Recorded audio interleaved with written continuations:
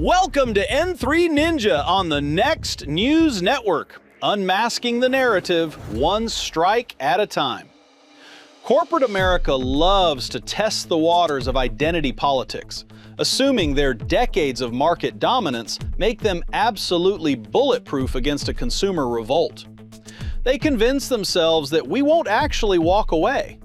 They operate on the arrogant assumption that conservative backlash is just fleeting noise on social media that fades away the second a new product drops or a holiday sale hits.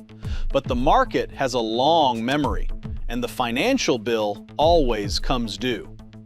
When a legacy brand actively decides to treat patriotism as a toxic trait and frames its own core consumer as the problem, that brand is going to bleed. First, the financial reality. Fox News reported last week that Nike's stock price has officially hit a 12-year low.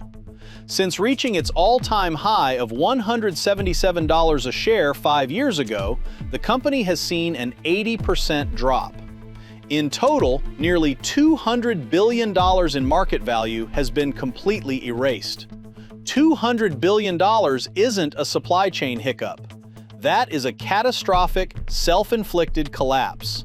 That is exactly what happens when the loudest activist voices in the boardroom start mattering more than the actual paying customers in the store.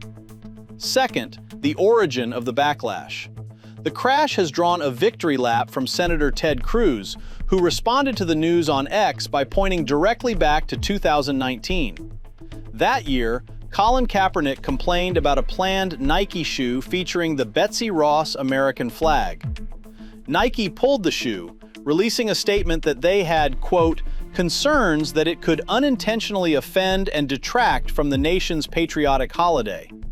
Cruz posted his reaction to the stock plunge, stating, quote, when they canceled the Betsy shoe, it showed that their marketing plan was America hate.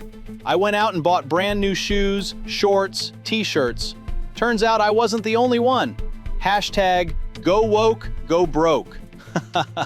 Imagine being the highly paid Nike executive sweating over that 2019 statement.